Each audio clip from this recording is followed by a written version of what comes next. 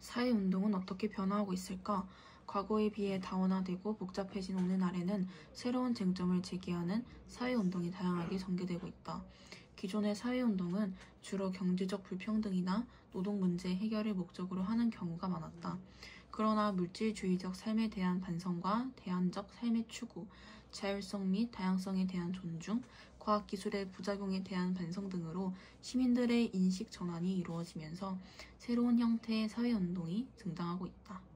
환경운동, 여성운동, 반전평화운동, 소수자운동, 소비자운동 등이 이에 해당한다.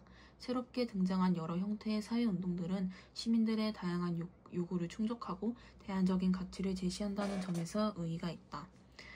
사회운동은 사회 변동 요인으로 작용할 수 있다. 예를 들어 4.19 혁명, 5.18 민주운동, 6월 민주항쟁으로 대표되는 우리나라의 민주화운동은 민주주의 정치 질서가 자리 잡는 데 크게 기여하였다. 이처럼 사회운동은 바람직한 방향으로 사회 변동을 촉진하여 사회 발전에 기여할 수 있다. 점차 다원화되고 복잡해지는 현대사회에서 사회운동은 다양한 사회 문제와 사회 갈등을 해소하고 발전적인 방향으로의 사회 변동을 일으키는 요인으로 작용할 수 있다. 하지만 때로는 사회운동이 바람직하지 않은 목표나 이념을 추구하여 사회 전체의 이익을 저해하거나 공동체의 삶에 위험을 가져오기도 한다. 따라서 사회 구성원들은 자신이 속한 사회에서 이루어지는 다양한 사회운동에 대해 각 운동이 지향하는 목표와 이념, 구체적인 운동 방식, 사회 구성원에게 미치는 영향 등을 비판적으로 고찰할 필요가 있다. 저출산은 출산율이 적정 수준보다 낮은 현상을 의미한다. 저출산이 나타나는 원인에는 결혼과 자녀에 대한 가치관 변화, 자녀 양육이 따른 경제적 부담 증가, 여성의 사회 진출 증가 등이 있다. 특히 우리나라는 장기간 출산율이 매우 낮은 수준을 유지하고 있어 이에 대한 대응이 필요하다. 저출산이 지속되면 인구 및 산업구조, 사회적 관계 등에 광범위한 영향을 미칠 수 있기 때문이다. 예를 들어 노동력이 줄어들어 국가의 경제 성장을 저해할 수 있다. 또 부양 인구가 줄어들어 사회복지 지출 부담이 커지게 되면 세대 간 갈등을 유발하고 사회 통합을 저해할 수 있다. 고령화는 전체 인구에서 노인 인구가 차지하는 비율이 증가하는 현상을 의미한다. 고령화가 진행되는 원인으로는 생활 수준의 향상, 의료기술의 발전으로 인해 기대 수명 증가, 저출산 현상 등을 들 수 있다. 우리나라는 이미 고령화 사회에 진입하였으며 곧 고령 사회를 지나 초고령 사회에 진입할 것으로 예상되고 있다. 우리나라는 고령화가 급속도로 진행되고 있는데 이는 광범위한 사회 변동을 가져올 것을 예상한다. 노인 인구가 증가함에 따라 노인층을 대상으로 한 새로운 산업이 성장하는 등 인구 및 산업 구조가 변화가 나타나게 될 것이다. 그리고 사회적 의사결정 과정에서 노인층의 영향력이 증대될 것이다. 하지만 노후소득 감소로 인한 빈곤, 노인 인구를 대상으로 한 복지 지출 증가로 인한 정부의 재정 건전성 약화 등 여러 문제가 나타날 수 있다. 저출산 고령화 현상은 이미 우리 사회 전반에 여러 문제를 야기하고 있어 다방면에 걸친 대응 방안이 필요하다. 우선 제도적인 측면에서 국가는 다양한 정책을 통해 출산을 장려하고 고령화에 대비하기 위해 노력해야 한다. 특히 출산, 양육에 대한 사회적 책임 강화, 일가정 양립을 위한 제도적 지원 강화, 노후소득 보장을 위한 연금제도 개선, 고령화에 따른 산업구조 개편, 외국인 노동자 수용 확대 등이 주된 정책 방향으로 제시되고 있다.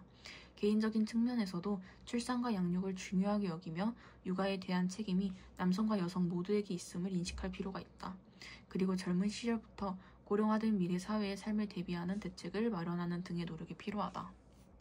교통, 통신 수단의 발달과 더불어 세계 각국의 상호 의존성이 증가하면서 국가 간의 인적, 물적 교류가 늘어나고 있다. 특히 취업, 결혼, 교육 등을 목적으로 하는 이주민이 늘어나면서 서로 다른 문화적 배경을 가진 집단들이 함께 살아가는 다문화 사회가 형성되고 있다.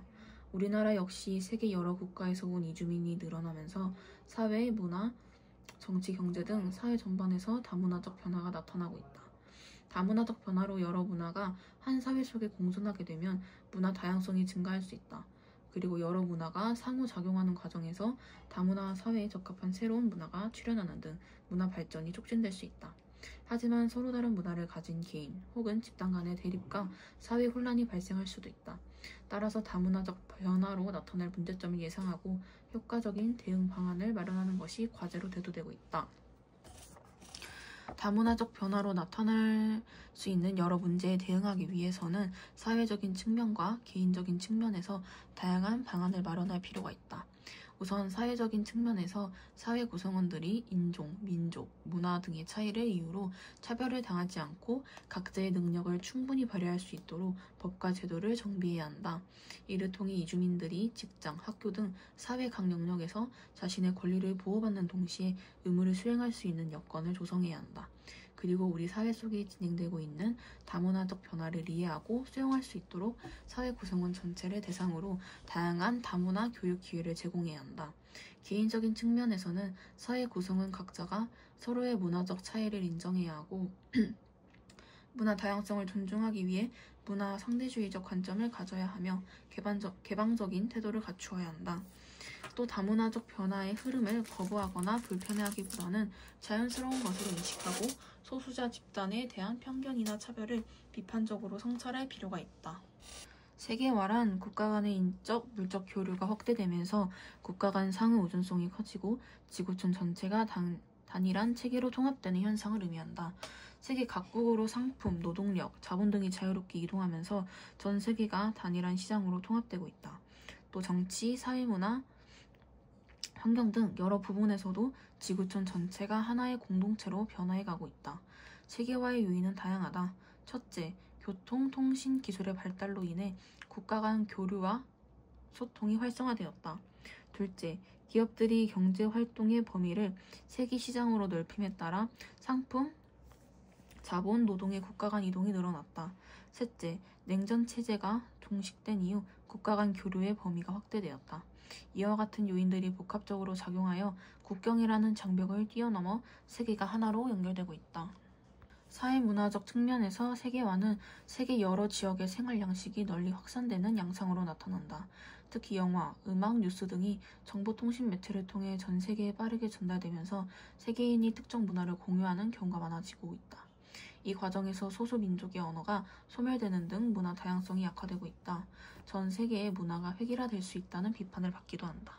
경제적 측면에서 세계화는 전 세계를 단일한 시장으로 통합하는 양상으로 진행된다.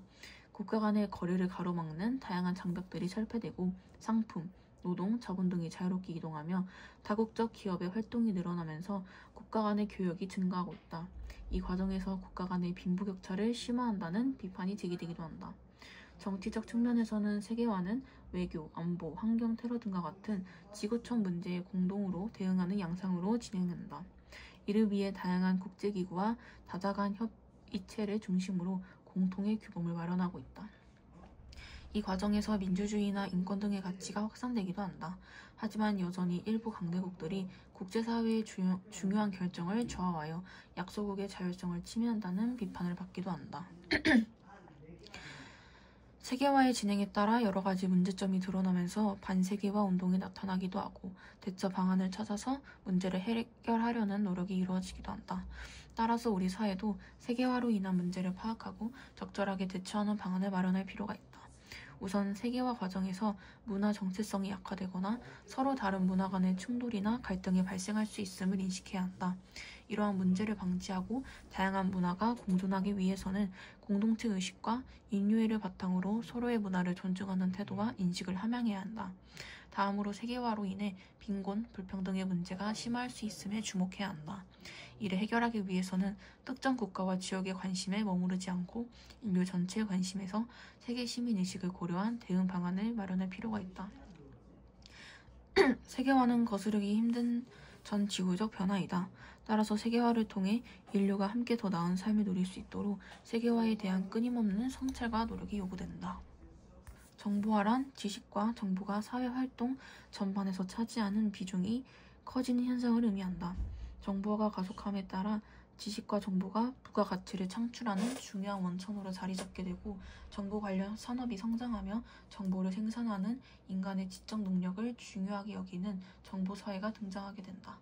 정보화의 요인은 다양하다. 첫째, 정보통신 기술의 비약적인 발전이다. 컴퓨터와 통신기술이 발달함에 따라 정보화가 이루어질 수 있었다.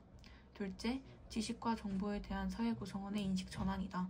지식과 정보의 경제적 가치가 널리 인정되면서 정보 관련 산업이 성장할 수 있었다. 셋째, 정보에 대한 개인의 욕구 증가이다. 현대사회에서는 획일화된 삶을 거부하고 개성과 창의성을 실현하려는 욕구를 지닌 사람들이 많아지면서 정보통신 기술이 발달할 수 있었다. 이를 통해 각 사람이 자신의 필요를 충족하는 다양한 정보를 얻을 수 있는 사회가 등장한 것이다.